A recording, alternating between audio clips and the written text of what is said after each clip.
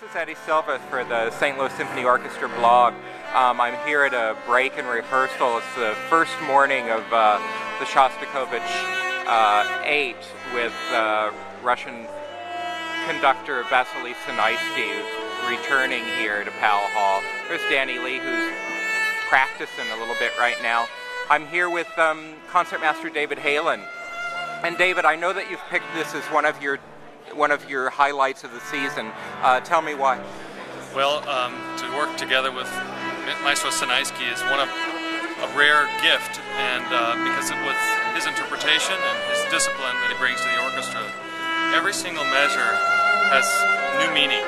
And he's just finished rehearsing the first movement. We spent an hour and a half on it, and I have so many new ideas that he actually brought to us that I actually even imposed a few new melodies over the Yes, yeah. This is the Happy Birthday theme that Shostakovich left out of the 8th Symphony. The Rudolph the Red-Nosed Reindeer. But anyway, there's always somebody that wants to get attention to show off his new cello. Come on over here, Danny. You want to get on camera? No, thank you. I charge. Well, anyway, you were talking about the first movement, yeah, which is a mammoth thing all in itself. And the thing is that the symphony there's so much depressing material in it. At the same time, it's so unbelievably beautiful, and there's a sense of redemption at the very end. And it's like going to Dr. Shostakovich. You settle back and live an entire life in the course of one symphony. And that's what's so great, especially when you have a musician like Maestro Sinaisky. Thank you, David. Thank you, Eddie.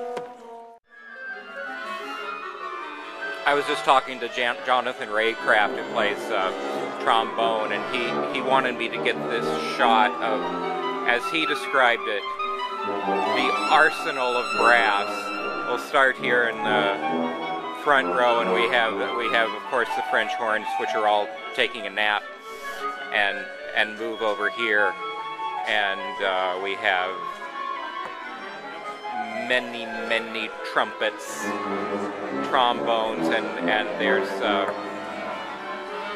there's Mike Sanders working something out on the tuba. I'm here with Eric Harris, principal double bass of the St. Louis Symphony Orchestra. Eric, you also chose Symphony number 8 as one of your top picks of the season. Tell me why.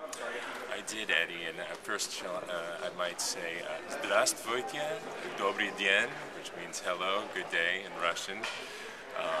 I did pick this piece because I thought that Maestro Sinaisky would bring a certain Russian intensity to it, and that is an understatement.